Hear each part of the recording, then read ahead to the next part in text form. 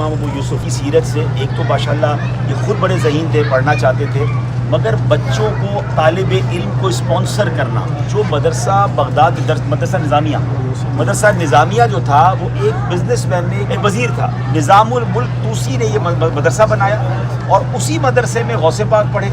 اسی مدرسے میں امام غزالی پڑھے، اسی مدرسے میں اور امام فخر الدین رازی پڑھے، امام احمد شیرازی پڑھے۔ اب ذرا سوچیں کہ ایک مدرسہ بنا کر پڑھانے والے کو تو پتہ بھی نہیں ہوگا، لیکن اس میں کس کس نے پڑھا اور اس نے پڑھ کر کہاں کہاں دین پہنچا دیا، تو یہ بزنس مین کی کیسی انویسٹمنٹ تھی۔ اچھا اب دیکھیں نا، یہ امام اعظم ابو حنیفہ بزنس مین بھی تھے اور امام بھی تھے، انہوں نے دیکھا کہ شاگرد بڑا ہوشیار ہے، یہ پڑھنا چاہتا ہے کہ ماں باپ منع کر رہے ہیں، وہ کہتے ہیں پیسے کما کے لاؤ، تو انہوں نے ان کے والدین کو کہا کہ بھائی سارے پیسے میں دوں گا، یہ بچہ مجھے دے دیں، میں اس کو عالم بناؤں۔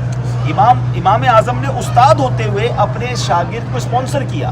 اور کیسی اسپانسرشپ تھی کہ پوری دنیا میں انہوں نے جو ہے فقہ حنفی کو پہنچا دیا، اور ان کے اتنے بڑے بڑے شاگرد، اب دیکھیں امام شافعی ان کے شاگرد بنے، تو یہ ہم جیسے لوگوں کے لیے سیکھنے کے لیے ہے کہ ہمیں طلباء علم دین کو اسپانسر کرنا چاہیے۔ ہم عالم نہیں بن سکتے، ہم نے کون سا دین کا بڑا کام کر لیا، ہم ان علماء کو اگر اسپانسر کرتے ہیں، کوئی مدرسہ بناتے ہیں، کوئی جامعہ بناتے ہیں، ہمیں نہیں پتہ ہوتا کہ کل اس پہ کون آگے جا کے شیخ الحدیث بنے گا، کون جا کے دین کا اتنا بڑا مبلغ بنے گا۔ اگر آج کے دور کی بھی مثال لے لیں تو قبلہ مفتی قاسم صاحب ہمارے سامنے ہیں، ہمارے دعوت اسلامی کے دیگر مفتی کسی نہ کسی مدرسے سے پڑھے ہیں نا، اب جس مدرسے میں جس نے پیسے دیے تھے